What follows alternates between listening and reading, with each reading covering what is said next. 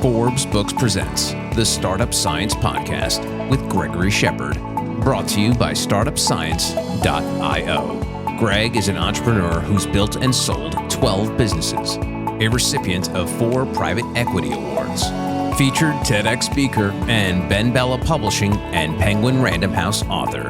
Here's Gregory Shepard. I'm back with Aras Sheikhi, an entrepreneurial lead at UC San Diego and CEO of the Janus Innovation Hub. We've been discussing how he transformed his academic career into a mission of empowering immigrant entrepreneurs. So Aras, what lessons did you learn from launching and exiting your first startup that you're using now in the Janus Innovation Hub? Yes, for this successful exit that we had, it takes around 8 months during the negotiations with the buyer. The most important lesson for me during that time was flexibility and being flexible. This is very important lesson during that time for me. When you want to negotiate with someone, when you want to get something that you create with your hand, and you make it on your own, but this is a time you have to let it go and start the new job and start the new things to do to make the new impact in the world. So you should be flexible. You should be agile in doing this kind of decisions, because the opportunity is not happen all the time. The opportunity is not, you're not in a flow, an influx of opportunity. If you get an opportunity to do something, and if you think this is the right time, do that at that moment. Don't let it go, and don't somehow mess up with lots of factors from different aspects. Just if you decide to buy something, if you decide to sell something at a point in your vision and at the point in your career path, let's do it happen. Don't stick to something for all your life. You have to, all the people, all the audience should have to somehow experience something new. Be flexible, be somehow agile in this kind of decisions, and leap into your next business, leap into your next era of your life. So for people that are listening, can you explain what a innovation hub is, what a accelerator, incubator, etc.? Like what this is, if you're listening and you're a brand new founder and you're not even a founder, you're what we call a wantrepreneur, right? And you're sitting there going, I really want to be an entrepreneur and I like listening to the podcast. What is an accelerator? What is an innovation hub? What is an incubator? And how can it help me? Yeah, if the audience are considers themselves as an entrepreneur or have a plan to be an entrepreneur, in a very, very early stage, they need to get some kind of support from friends and family, people that they have some kind of experience, or maybe from incubators.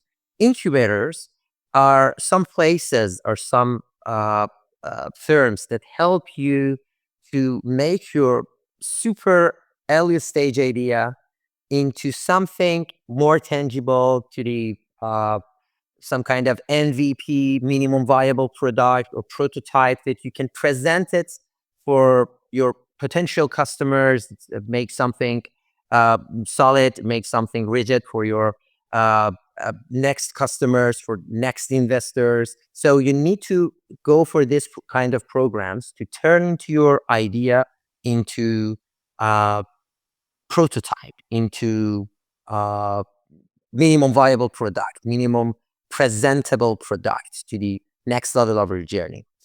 The acceleration, when we talk about acceleration, it means that now you have MVP, now you have minimum viable product, something that you can present it to your potential customers. Now that's time to add a more feature to it, make it functional, make it something that works as a product, that people can use it, people can apply it in the real world. So you go for for example, acceleration program and get ready, raise funds for in a growth stage, for example.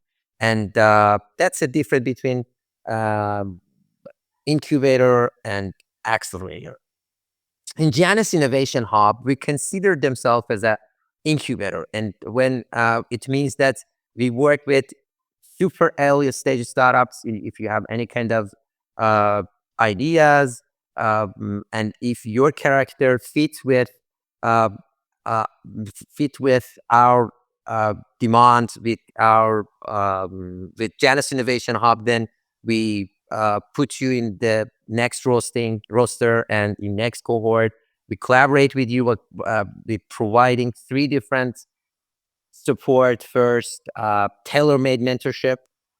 Second, we bundle you with a technical team. It's very important to get you this kind of services in a super early stage startups. And finally, we found that based on our experience, people in earlier stage has some kind of lack of product management. They do not have enough understanding of being product manager. So they're somehow waste their resources if they do not get enough support in product management services. So we bundle a senior product manager with them with a high level of commitment with those teams and support them to make their MVP during these 6 to 9 months cohorts. It's up to the program that they're sign up for that.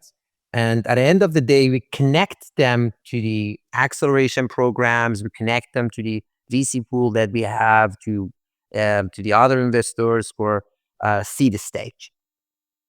So let me shift a little bit. I'm interested in decentralized distributed data systems and the decentralized data distribution systems lab that you have. Can you talk a little bit about what that is and what drove you to do that? Yeah, decentralized distributed data system. That was the name of the lab that I had during I was working in Sharif University of Technology as a faculty member. On that lab, we are working on blockchain technologies and tokenizations for different applications. That was one of the main vertical that we are still into it, that we are still working on that. And a few of this idea that you can find in Janus Innovation Hub came from decentralized distributed data systems lab. And we think that in the future, the fintech, this is the promising that the fintech will go to this kind of technologies in crypto on the side of cryptocurrencies and blockchains technologies, especially with the new president-elect and their teams. I think that we will shift more and more to this part of the technology. And yes, we will hear a lot about new kind of regulation that we will have in the US and new money that will influx to the blockchain and cryptocurrencies. And that's one of our verticals that we are still working on it. How do you approach building and leading multidisciplinary teams from your perspective, specifically as it pertains to Janus Innovation? Because now you're talking about a whole bunch of startups with all different disciplines. How do you approach working and leading with these teams? Yeah, the most important things that help us to learn these issues, to learn these skills, was COVID.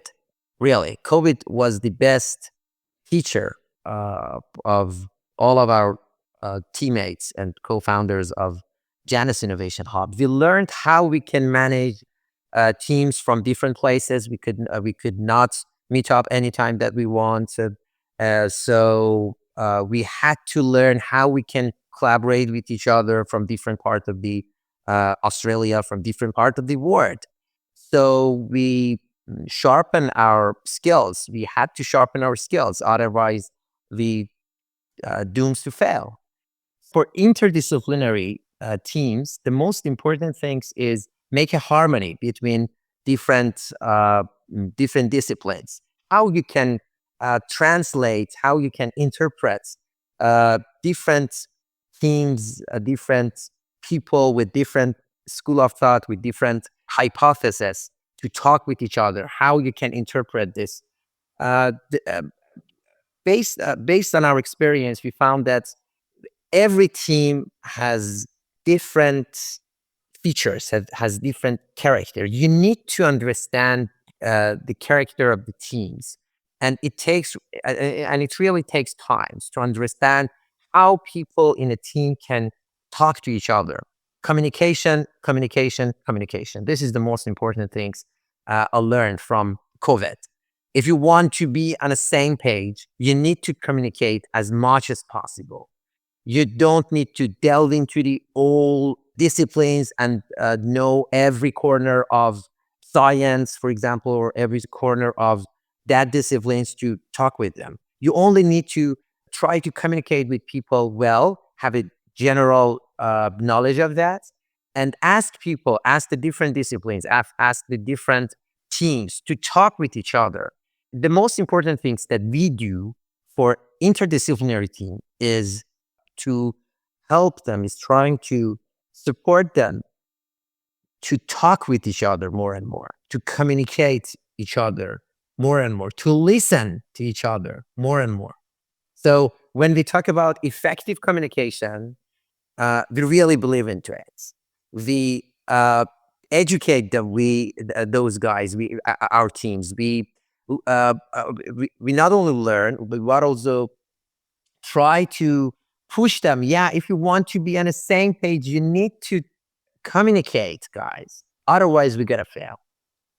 Let me switch gears a little bit and ask you about some advice you would have for academic researchers who are looking to commercialize their work.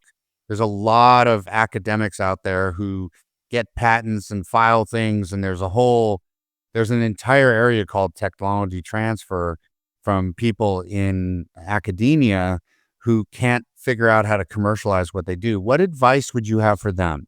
That's a very good question, Dweck. I asked several times from different academia people, what is the best time for being entrepreneur? And you know what's my answer is? My answer is now.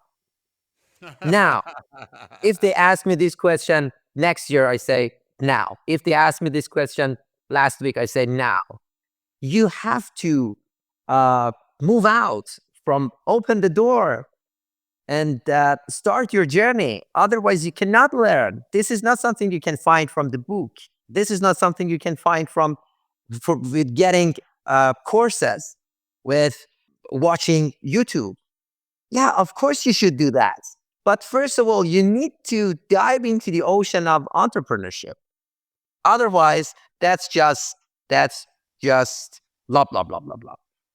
How would you what advice would you have for people to identify market needs and the potential for new technology solutions as an academic? Like, let's say they haven't come up with something, but they want to be an entrepreneur.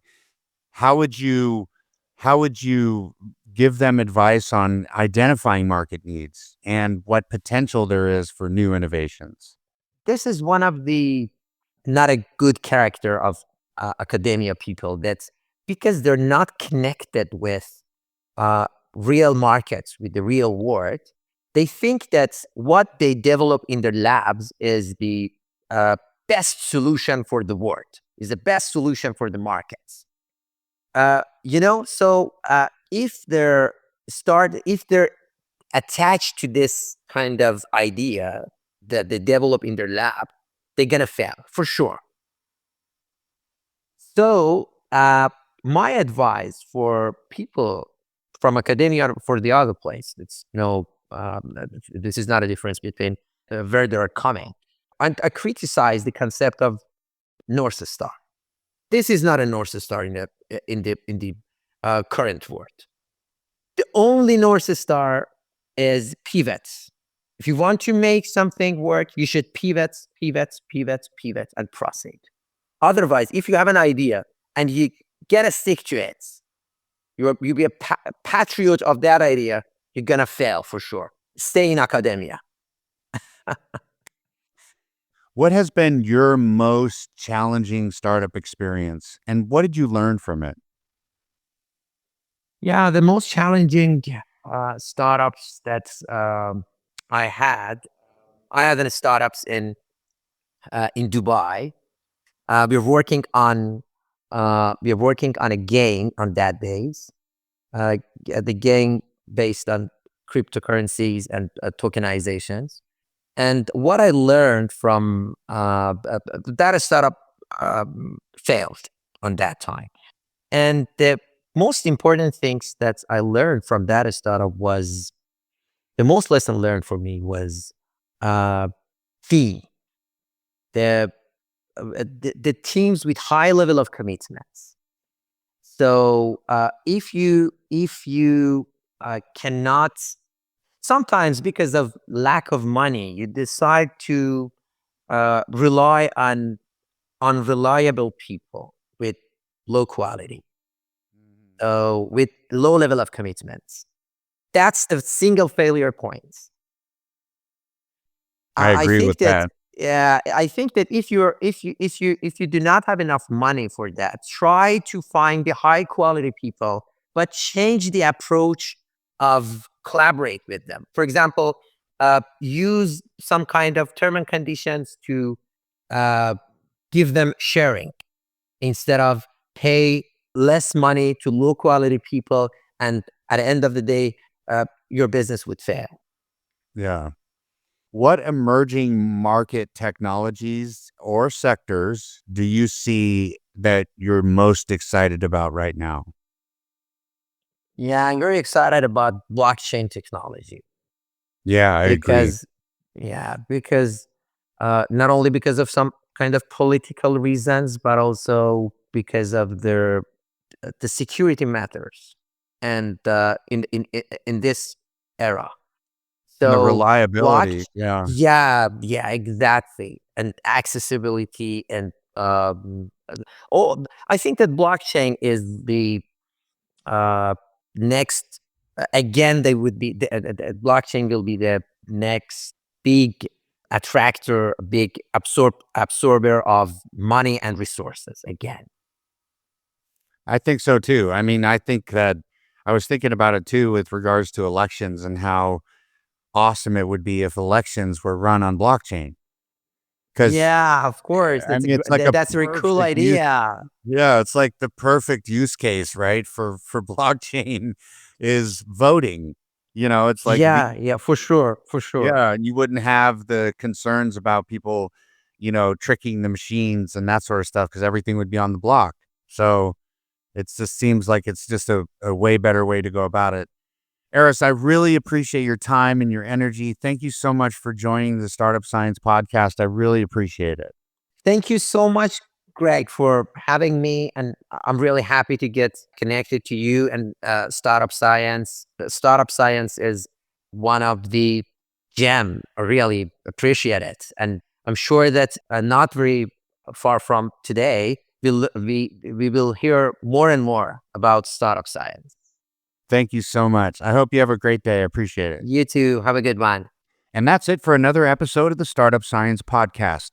If you can leave a 5-star review on Apple or Spotify, I would deeply appreciate it. Founders, as a thank you for changing our world, I'm offering free access to my startup platform, Visionaries by Gregory Shepard. A one-stop shop for founders with everything from the Startup Academy, Investor Match, Grant Finders, Pitch Finders, and a whole lot more.